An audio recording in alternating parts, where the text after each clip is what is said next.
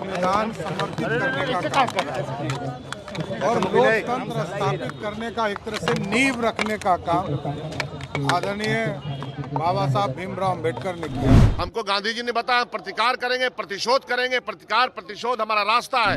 मैं देश के यशस्वी प्रधानमंत्री जी को धन्यवाद देना चाहता हूं कि आज ही के दिन उन्होंने संविधान दिवस को 2015 से मनाने का काम की शुरुआत की।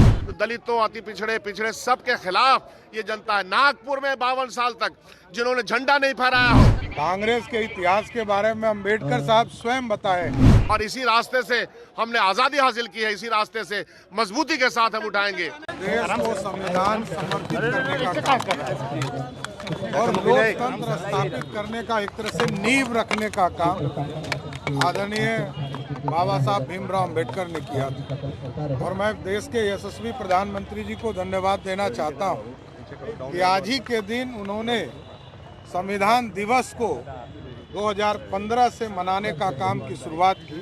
इसके लिए विशेष बधाई भी आदरणीय प्रधानमंत्री नरेंद्र मोदी जी को देता हूं। रमेश ने कहा है कि कांग्रेस को क्रेडिट जाता है, ये बाबा साहब भी कहते थे संविधान को लेकर।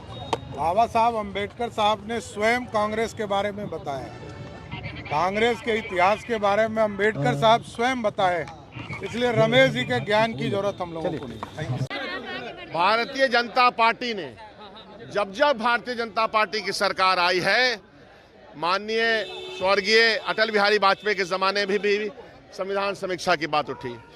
जब मोदी जी आए तब भी संविधान समीक्षा की बात उठी और हमारे पूर्व जो हमारे प्रेसिडेंट ऑफ इंडिया थे उनकी अध्यक्षता में संविधान समीक्षा की बात की गई।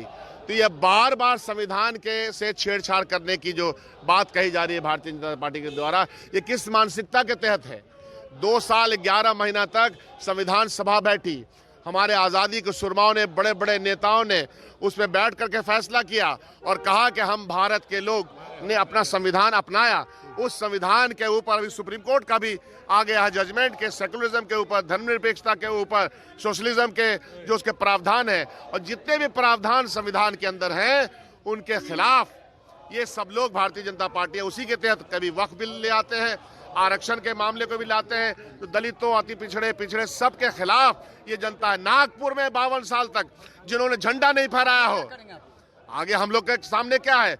हमको गांधी जी ने बताया प्रतिकार करेंगे, प्रतिशोध करेंगे, प्रतिकार प्रतिशोध हमारा रास्ता है और इसी रास्ते से हमने आजादी हासिल की है, इसी रास्ते से मजबूती के साथ हम उठाएंगे।